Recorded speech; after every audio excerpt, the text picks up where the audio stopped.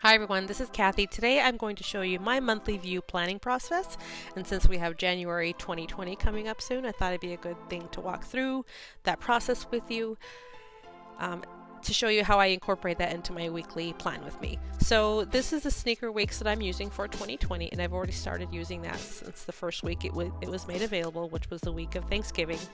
What I will show you now is my January spread is my first go-to when when I am adding anything new to my planner. So if I'm scheduling an appointment, if there's anything goal specific that has to happen to that month, I always go into my January or the monthly view first, and then I'll go into my weekly views depending on where we are in that period of time and how soon that event may be coming up. So what you see here is already everything planned out for January. I have everything from the holidays.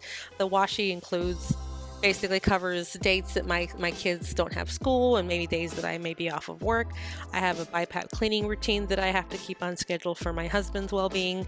I have some doctor's appointments for my children that I'm also considering, birthdays, some monthly cleaning routines for the household and house. So you'll see I have, anything from bulk trash day, lawn days, pool cleaning days. I have appointments, pay days. I actually have highlighted in separate months and separate translucent stickers. I have items that I don't want to forget that needs to be completed at some point within that month. Some may be time specific, but as I go through my my weekly planning process, I always refer to my monthly view to see what I have in store for myself for the new month coming up.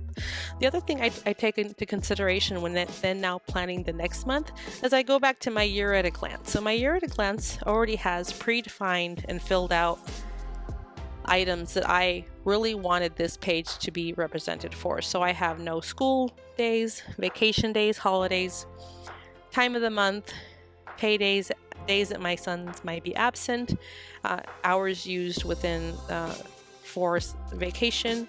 And so I have everything filled out for the entire year. Some of this will be filled out at the end of the month or in the beginning of the month. So this is something that I'll refer to as I'm going through my planning process for the next month. So I've already gone through and everything that I have listed here for that first month of January has already been put into the month of January in that month specific view. So I have all of that has been incorporated into this view. Now, if we were at a point where we're now planning the weekly, I'll go ahead and just flip to a random week that I've already filled out. So this is like the first week that I had in my Hobonichi Weeks. Everything was planned out, and then I have my list of to-dos. Through this planning process, if there's anything in my to-dos that I had originally planned to get completed that week may not need to be completed until the following month, I use that migrated task that many of you may know about that Writer Carol had developed with a bullet journal. I migrate that to the monthly view. So this is where I start to keep track of those items to consider. Or if it may be for a separate month, then that would be something that I might want to plan for the next year. So I would include that here, or for November of next year. So everything I try to use this as my future log when I'm looking at the monthly view. So I have some items here that I don't forget.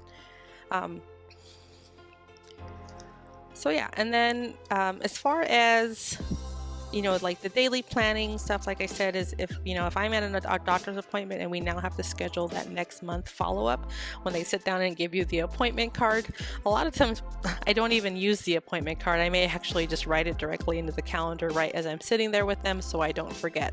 Like I said, this is my everyday carry, so I try to put that in right away, because if I lose that card or if anything, sometimes what I'll do is actually just transfer the information to a sticky note and then also just kind of put it in for that month as well. So it's a very functional monthly view planning process, and I hope that it benefits anybody watching this video. If you have any questions, feel free to comment below.